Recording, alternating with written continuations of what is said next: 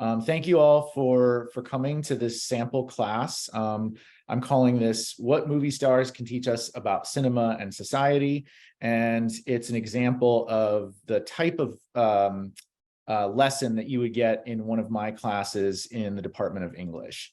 So I wanted to open with just a little bit about myself and about the English department. My name is Professor Will Scheibel, and again, I teach in the Department of English. I got my PhD in Film and Media Studies from Indiana University, Bloomington, and I'm an associate professor in the Film and Screen Studies track of the department. And I'll talk a little bit more about the Film and Screen Studies track in just a bit. I'm also the current director of undergraduate studies, so I've saved time at the end of this presentation for Q&A, and you're free to ask me questions about either the material that we cover tonight or just questions about undergraduate studies in the English department, since I'm the point person for that anyway. And I wanted to put up my email address there, lscheibe@syr.edu, so that if you have questions that occur to you later, like tomorrow or down the road, you can always follow up with me by email. I check my email very regularly, so I should get back to you in no time. I'm always happy to follow up over email or in a Zoom meeting or something like that, so don't hesitate to make those kind of requests. This presentation that I have for you tonight comes out of my research on popular narrative cinema from the United States, and in particular, I work on what's called the classical period. I work on Hollywood cinema primarily, and when people refer to the classical period, they're talking about the period between the late 1920s and the early 1960s. And I work a lot on stardom and performance, and that's kind of what inspired me to create the lesson that I have for you tonight. My most recent publication is a book on stardom and performance. It looks at a single star named Gene Tierney. The book's called Star of Hollywood's Homefront. And so it looks at Gene Tierney, who is one of the major stars of Hollywood cinema, who emerged during the years of World War II and remained a big star during the immediate post-war years. And it looks at that wartime and post-war context and how that shaped her star persona and her image. Okay, so enough about that. What you probably came here for tonight is the stuff about movie stars. So I wanted to kind of give you a sense of what a class might look like on that topic, and try to simulate the environment that you would have in a class like the one that I teach on the Hollywood star system. So if you were to be in a class like this, I assign regular reading, and the reading comes from academic film criticism and academic film history.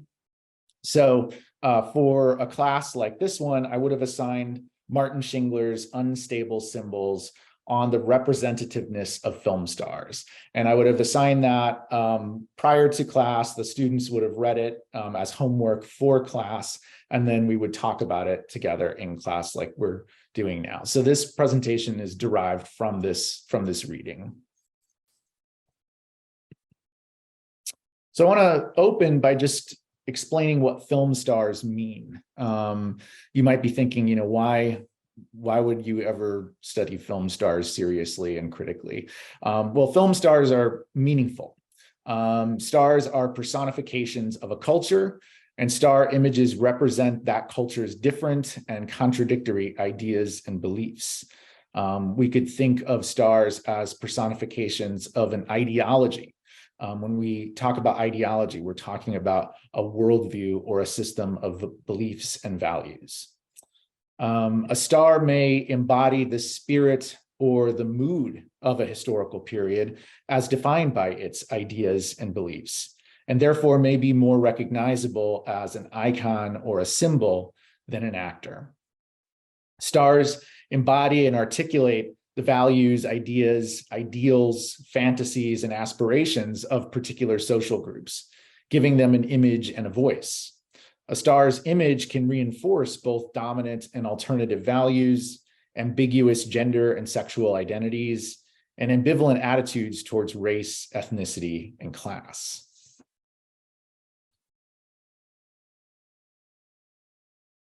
So if stars are indeed meaningful, you might be wondering, is that meaning static or does it change over time?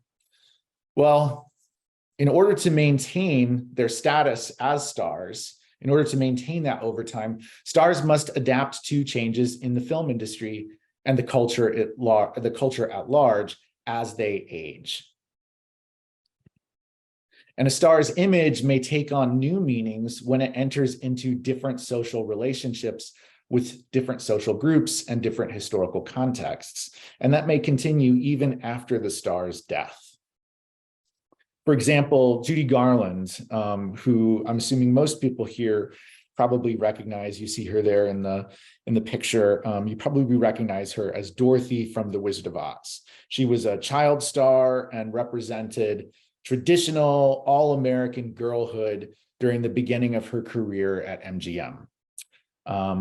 Very wholesome, and MGM was a very kind of conservative studio. So they were really invested in reinforcing kind of traditional family values. However, towards the end of her life and long after her death, she was recognized as a queer icon for her personal associations with gay men, the private struggles she overcame with her comeback in the 1950s, her melodramatic performance style, reread later as camp, the possible connections between the pride flag and her song Over the Rainbow, and how the Stonewall riots, which marked the beginning of the gay liberation movement, occurred on the day of her funeral. The gay slang term friend of Dorothy is a reference to her role in The Wizard of Oz and her huge gay male fan base. So that's one example of a star whose meaning has changed over time. It's not that it became more meaningful or less meaningful, it's that what Judy Garland meant and what she means is something that is in flux. So how are stars created to be meaningful? You may have heard the expression, a star is born, right? There have been many films called A Star is Born, going all the way back to 1937, a film called A Star is Born, which inspired multiple remakes, most recently a film about a popular musician played by Lady Gaga, that film called A Star is Born. We like to think that stars are born, right? That you just have this kind of ineffable quality that makes you a star. And that if you have that, it's just about finding the right people who can recognize that. Well, that might make for an entertaining story, but it's not true. Stars are not born, stars are made. They are created not by their films and their acting alone, although that is hugely important. That's sort of the baseline that we're starting from. But they're created through a larger social process of image making. And that process involves filmmakers and studio executives, publicists and journalists, critics, audiences, and even scholars like us. So do stars show us something new or something more of the same? Well, that's a kind of trickier question to answer. Stars may represent social groups by playing ordinary characters close to real life, but their fame and star qualities also make them stand out as unique and extraordinary individuals. The popularity of stars depends on their character types. And we're going to look at a particular character type tonight in just a little bit, the character type of the sex symbol. And we're going to look at Marilyn Monroe as maybe the most famous example. So the popularity of stars depends on character types that are very familiar, very recognizable. And yet at the same time, their success rests on the originality of their persona and their image. So this presents us with a paradox. A paradox is something that appears to contradict itself, but doesn't. So there's this tension between the familiar and the novel. Stars have to be familiar enough that we recognize them within a particular cultural category, Stars satisfy certain cultural expectations that we have, and that we want to see satisfied when we go to a particular star. And yet, if it's so familiar, it becomes boring. It's not very exciting. So it has to be unique enough that it isn't just more of the same. So stardom depends on repetition and variation. Any star is likely sort of recalling earlier stars. That there's a sort of lineage that came before them. But then at the same time, they have to also offer something new that seems like it's only something they can provide. So then, if we accept all of this, why does studying stars matter? And again, that's something that at first might seem kind of like a silly thing, right? We think of stars as objects of entertainment, sources of gossip, right? It's the stuff that you see on magazines at the grocery store. Some people even talk about their interest in stars as like a guilty pleasure, right? They're kind of embarrassed about it. What we're suggesting here in film and media studies is that it's not that stars are good or bad, or that some stars are better than others. Those kind of evaluative questions aren't really of interest to us. It's more a kind of historical and sociological interest. Stars reflect performance styles, film industry trends, and popular tastes, while enacting specific kinds of cultural experiences, being male or female, Black or white, American or quote unquote non-American, etc.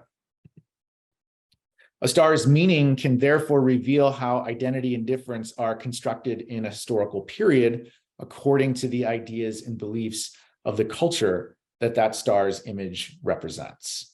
So you're doing more than just studying a star that you may or may not like. You're studying what that star reveals about the culture that made them into a star. So let's look at one kind of concrete example, because I know this can be kind of abstract without nailing it down with a specific person. I wanted to look at an example of one of these kind of character types that get recycled over the course of film history. This was a character type that was very popular in the 1950s. A little bit less so now, I think, although that may be debatable. But it's the sex symbol. The sex symbol as a character type is defined in terms of excessive sexuality. The sex symbol was usually seen as a woman, and that's just because of the biases of the culture. There were male sex symbols, but culturally, when people think of the sex symbol, they think of the female sex symbol. The sex symbol was a sexually active, or at least sexually knowledgeable woman who challenged traditional social boundaries and was celebrated for her independence and defiance of those boundaries. And the most famous sex symbol, I think, is Marilyn Monroe. And I wanted to pick a star that I figured most people here had at least heard of or had at least seen. Even if you haven't seen any of her films, you might, recognize her image and what she looks like. There was a recent film made for Netflix called Blonde, which is a kind of fictional biography of Marilyn Monroe. It's a terrible film. I would not recommend anybody see it, but I thought that at least might, the fact that film just came out, people might be at least aware of Marilyn Monroe. So I would use her as an example. So I'm going to show a clip here from one of Monroe's signature films. It's called Gentlemen Prefer Blondes. It's a musical comedy from the 1950s, directed by Howard Hawks. And this is the famous Diamonds Are a Girl's Best Friend musical number. As you're watching this 3-4 minute clip, think about how Monroe is performing in this scene. Listen to the lyrics, and I'd be curious to get maybe a couple people to comment on how they would interpret this scene. What is this scene saying? What is the song saying? How does it correlate to this definition of the sex symbol as a woman who possesses a kind of excessive sexuality and appears sexually active, or at least sexually knowledgeable, to the degree that they are challenging traditional boundaries and social norms by being sexually independent and sexually defiant. No, no, no, no, no, no, no, no, no, no.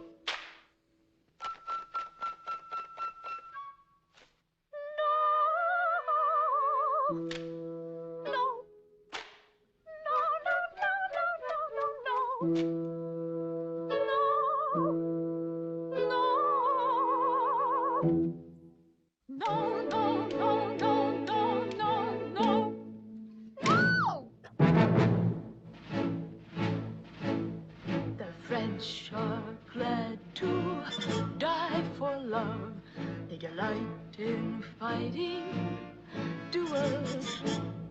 But I prefer a man who lives and gives expensive jewels. A kiss on the hand may be quite continental, but diamonds are a girl's best friend. A kiss may be grand, but it won't pay the rental on your humble flat, or help you at the automat. Men grow cold as girls grow old, and we all lose our charms in the end. But square cut or pear shape, these rocks don't lose their shape. Diamonds are a girl's best friend. Tiffany's, Cartier, Black Star, Ross Gorham. Talk to me, Harry Winston, tell me all about it.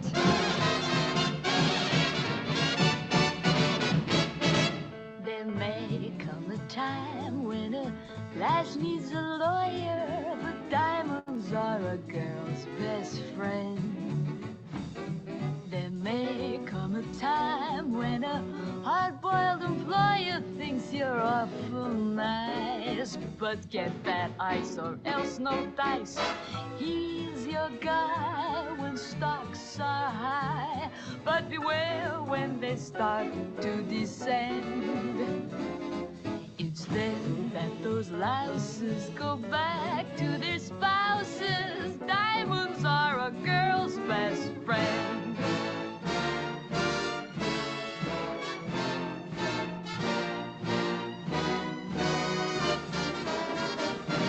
I've heard of affairs that are strictly platonic, but diamonds are a girl's best friend. And I think affairs that you must keep Masonic are better bets. If little pets get big baguettes, time rolls on, and youth is gone, and you can't straighten up when you bend. But stiff back or stiff knees, you stand straight and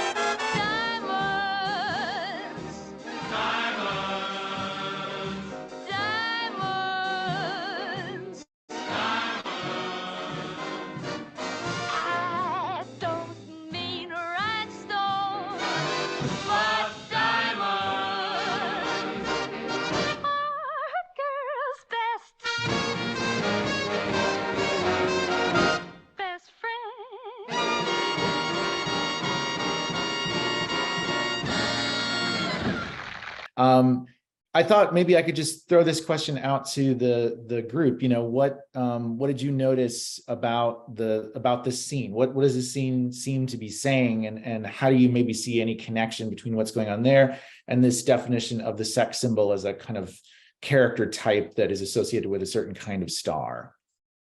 Anybody want to just don't worry about raising your hand, because I probably won't be able to see everybody since there's so many people in the room, but you can just go ahead and chime in if you want. I thought it was interesting how like the men were kind of an accessory to her. And like Yeah. typically in like 50s and 60s, you think of like a woman as like a housewife or like the accessory behind the man, but they like bowed down to her in a way. Like at one point they were all kneeling for her. So she was kind of seen as the woman in front of the man, I guess. Yeah, that's awesome. Thank you, Alexis. That is exactly what I was hoping somebody would notice. At this time, this is 1950s. What's happening in the 1950s? World War II ends in 1945. And during the war years, women were encouraged to participate in the war effort by taking jobs on the home front in the public labor force, while men were serving in combat. And then after World War II, women were encouraged to go back into the domestic sphere and resume their socially traditional roles as homemakers, while the men then resumed their socially traditional roles as breadwinners and workers in a public labor force. So what we're seeing here is Monroe's character kind of subverting those power structures, where she's kind of controlling the male dancers in this musical number, as you said, Alexis. They're bowing down to her. There's even that kind of creepy moment at the beginning where they sort of mock a kind of suicide sort of thing, and they are all laying down dead in front of her. So there's this sense that she has the power in this scene at a time when women were valued for their looks and their capacity for homemaking. She is suggesting that she is going to use her looks to carve out an alternative in that social environment. What else did people notice? Alexis, you covered a lot right there with just that one comment, but what else did people think? Well, I think that even her dress was kind of for like during that time period was probably, shocking because of the image of women in the 1950s being more of homemakers. So just that whole visual of her to me was kind of like also saying something of being liberating against, I guess, the social ideas of the way women should look and should dress. Probably I had to go back, but even if she even had like red lipstick, that probably would have been kind of going against the grain. Yeah, thank you. I'm sorry, I'm looking through the crowd here and I can't see who you are, but whoever you are, that's exactly right. Thank you so much for that insight. Yeah, the costume is revealing and suggestive. The choreography is suggestive. Monroe actually was famous for appearing in very bright red, kind of fire engine red lipstick. And she had this kind of ecstatic laugh. So a lot of her publicity photos emphasized the red lips. And it suggests, again, that kind of excessive sexuality, or that sort of expertise in the ways of sex that is sort of in defiance of the expectation that a woman must be a homemaker and sex is for procreation and exclusively in the realm of the husband. Whereas here the suggestion is that Monroe is not monogamous and is not tied down to any one man. That this is not really a song about marriage. It's a song about diamonds, which kind of brings me to my other question, which is, what about the lyrics? What is the song kind of saying lyrically? I felt like he was kind of like not like mocking in a way like the traditional like interpretation of like marriage and like love, and how like it was just mocking it and like kind of a way that like valued diamonds over and like money over that. Yeah, that's awesome. Again, I'm sorry to say I can't see who you are who just said that, but thank you for that. That's exactly right. It is a kind of satirical song. It's satirizing traditional marriage norms. The idea that the diamond is significant as the you are sort of bonded as the wife, bonded to the husband, at a time when women were looking for opportunities to pursue financial independence from men. Being a homemaker is not such an opportunity. So for Monroe's character, she's more interested in the diamond, and the diamond's financial value to her, the economic value to her, than its sort of social meaning, its social significance, as something that marks her as a wife, as a bride. She's thinking, well, in a world where I'm denied the sort of opportunities that men are allowed to pursue, I'm going to try to use what I have to gain some kind of autonomy within these kind of social limitations. So she's trying to secure her financial well-being without being able to pursue that professionally. So those are all great. Thank you to the three of you who contributed.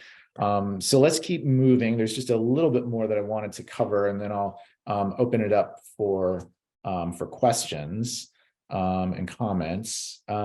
So in addition to this kind of sexually transgressive persona, the sex symbol could be demonized or criminalized. She wasn't always just celebrated. In fact, the sex symbol is a kind of controversial character type. She could be used as a tool of consumerism to sell products to heterosexual men. For example, the advertising for the 7-Year Itch, which is also a really famous Monroe film. The advertising drew from the famous promotional stills of Marilyn Monroe posing over a New York City subway grate as her skirt billows underneath her. And you see that in the lower left-hand corner of the screen. And a 4-story cutout even hung over Lowe's State Theater marquee in New York City for the film's premiere, which you see in the upper left-hand corner.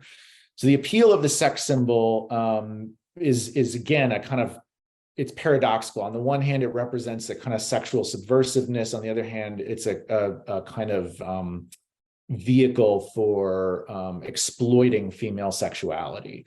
But I think we can understand it not as either of those things, but somewhere between the two. It was the combination of sexuality with a childlike innocence or vulnerability. Sex was assumed to come so naturally to Marilyn Monroe that she couldn't be held responsible for her sexual directness nor feel ashamed for it. Marilyn Monroe doesn't seem to get, quote unquote, why her billowing skirt should be provocative, although this naivete was, of course, an act. Marilyn Monroe is not a real person. Marilyn Monroe is as much a character as Lorelei Lee, the character that Monroe is playing in Gentlemen Prefer Blondes. I want to close by talking about the racial implications of this. The dominance of the so-called blonde bombshell, the figure of pure and extreme whiteness, meant that brunettes and or darker skinned sex symbols were relegated to lower caste exotics, quote unquote, or racial and ethnic others, bronze Venuses. The bronze Venus stereotype in between white and non-white femininity emerged with Dorothy Dandridge in the 1950s, the first Black female sex symbol and the first Black woman to appear on the cover of Life magazine.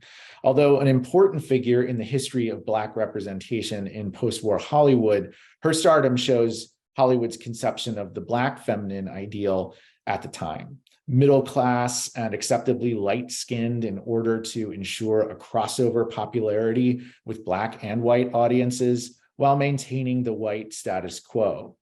In 1954, the all-Black Hollywood musical Carmen Jones gave Dandridge her most famous role in a segregated context, alleviating the threat of interracial sex, which was still taboo at the time. For her performance in this film, Dandridge became the first Black woman in Hollywood to receive an Oscar nomination for Best Actress. And I'm going to go ahead and play a clip from Carmen Jones to give you a sense of her.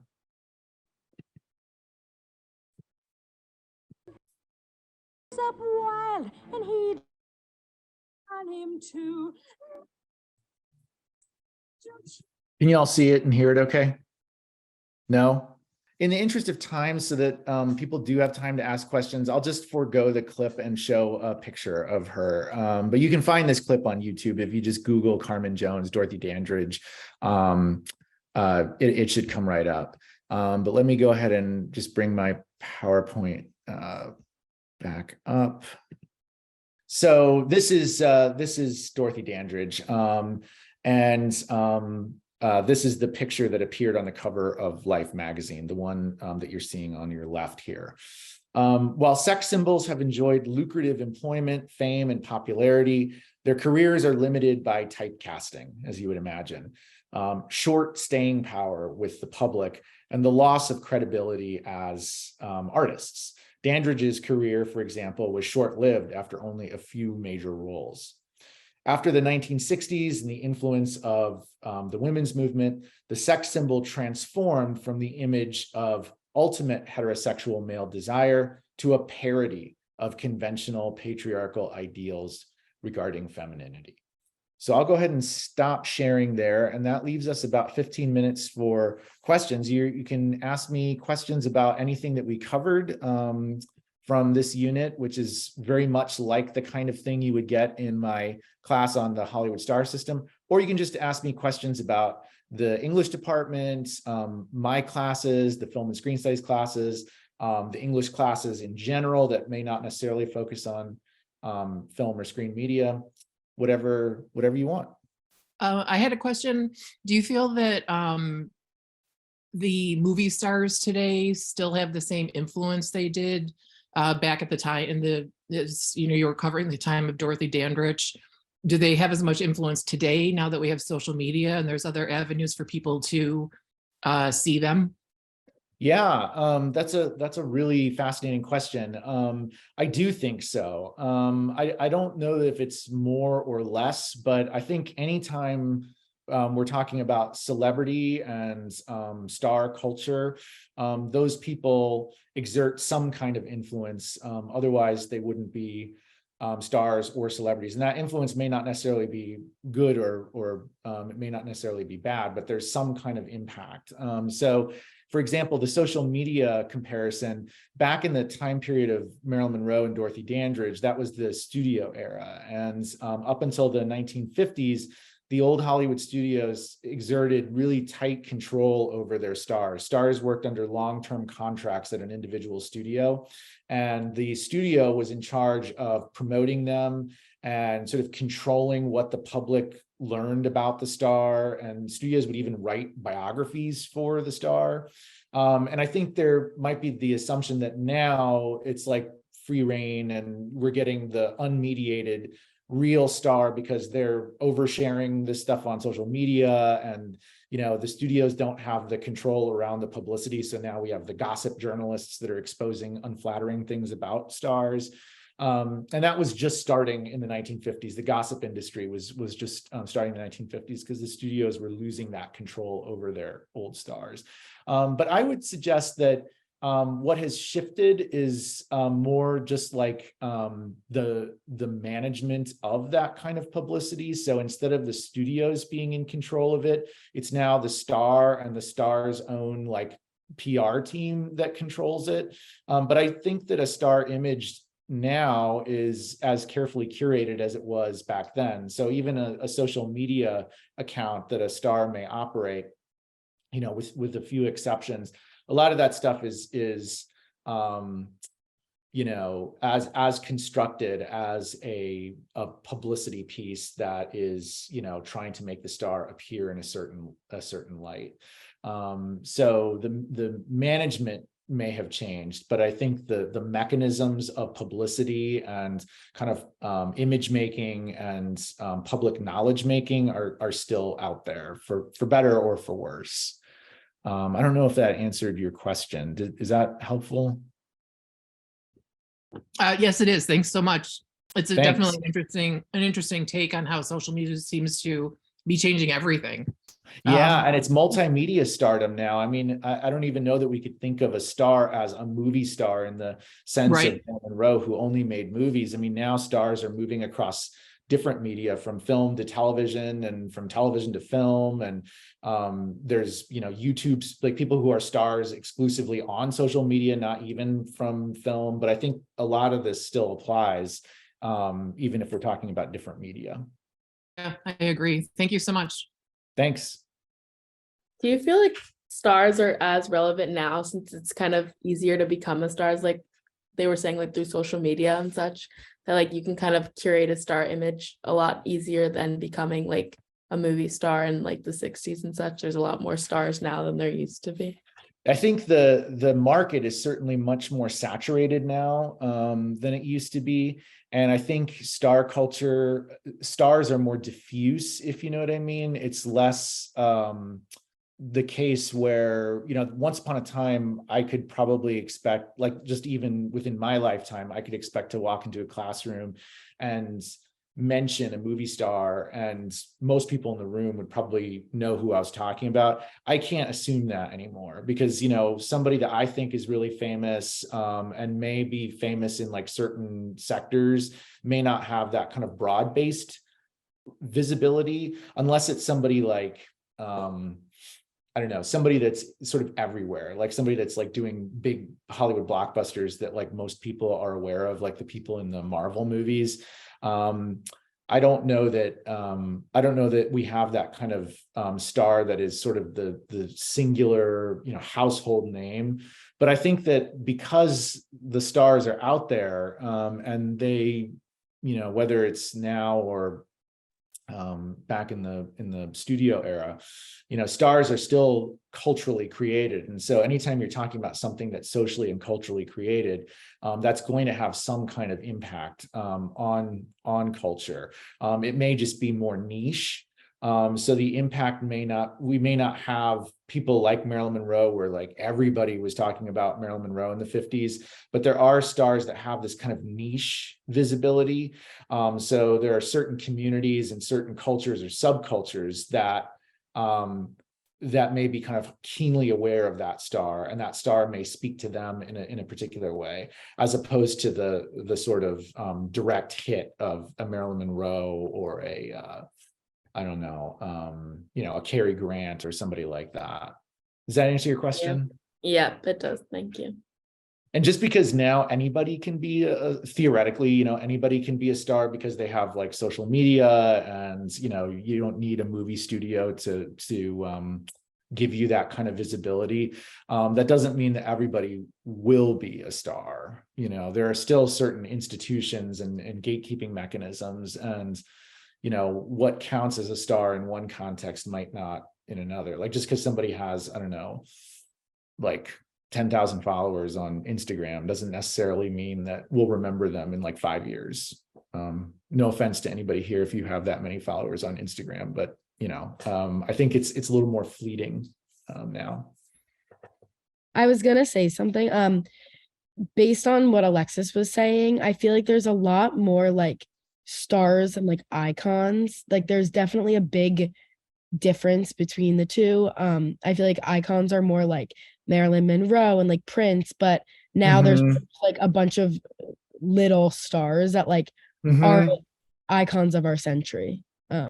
Yeah. I think I know what you mean, right? That Marilyn Monroe and Prince and James Dean have a kind of iconicity that's linked to movie stardom, but now movie stars, no matter how big they are, it seems unlikely that they would become icons because of the saturation of stars. Is that kind of what you're saying? Exactly what I'm saying. Yeah. No, I think that's true. And I think a lot can happen over time that is unpredictable.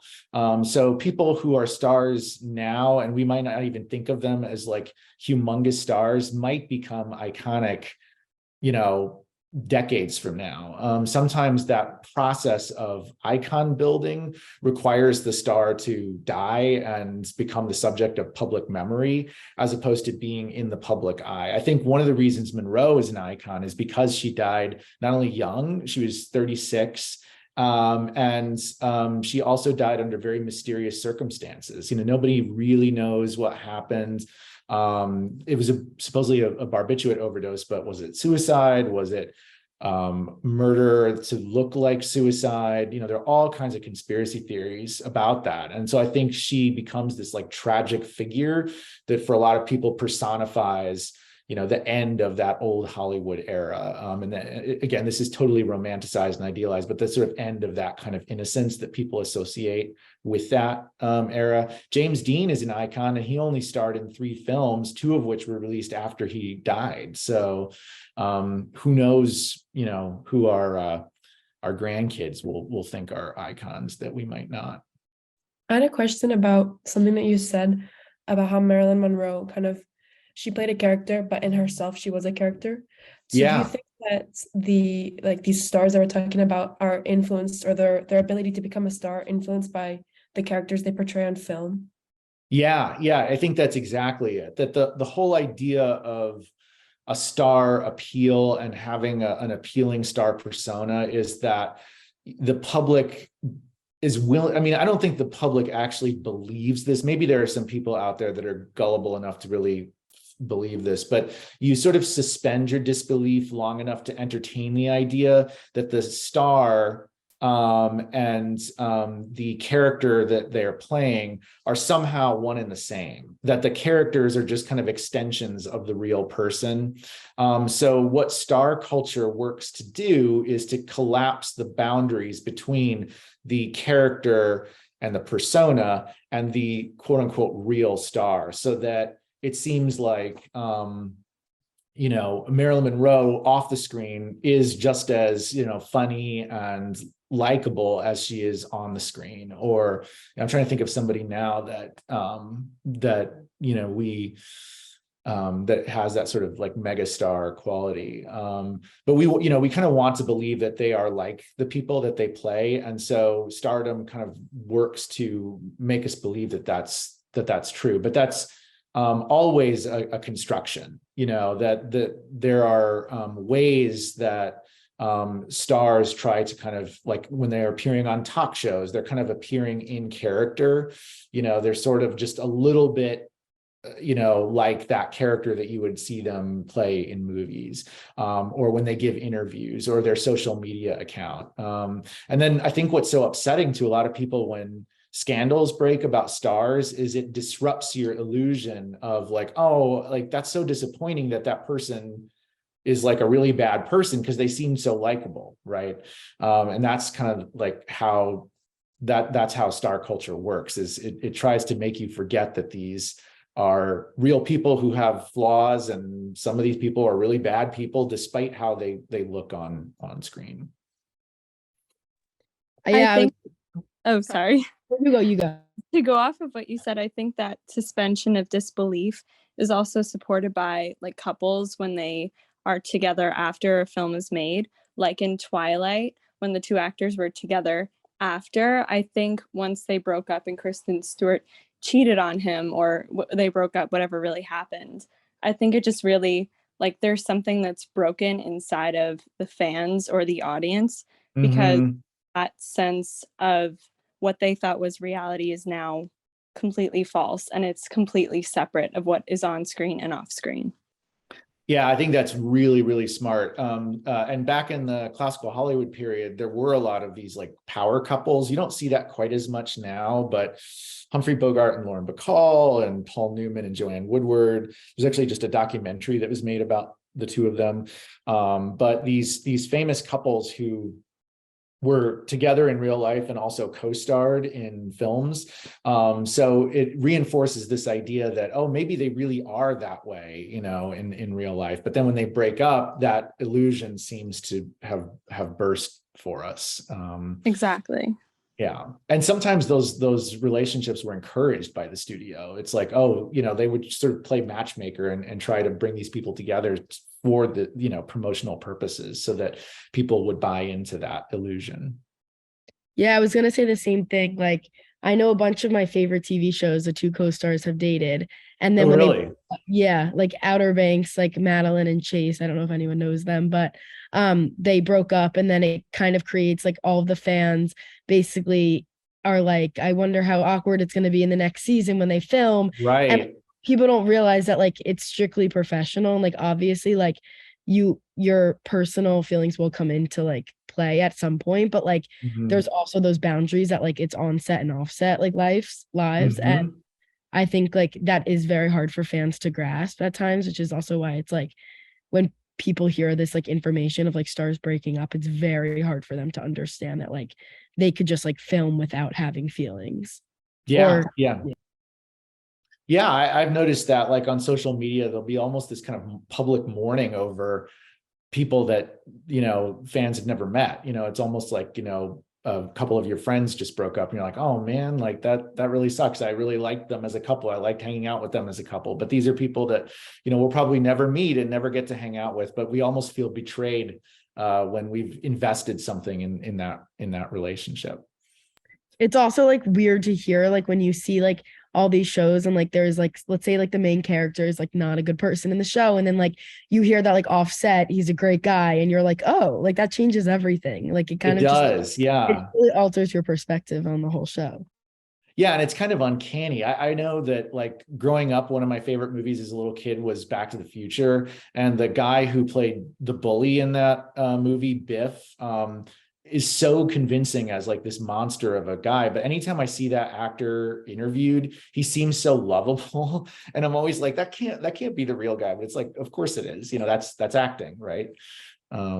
So yeah, it works both ways when they're playing unlikable people but seem like they are likable, or when they play likable people but seem very unlikable. It's tough to reconcile that. So I'm at time right now, and I don't want to keep people past the cutoff here, because I know it's I'm not sure what time it is where you all are, but it's 6 o'clock here, and so people may want to go get dinner and get on with their evening. But I really enjoyed this opportunity to share my work with you all and hear your really awesome insights. I'm really hopeful that I'll see you at SU and in some of my classes. So hopefully you'll keep us in mind.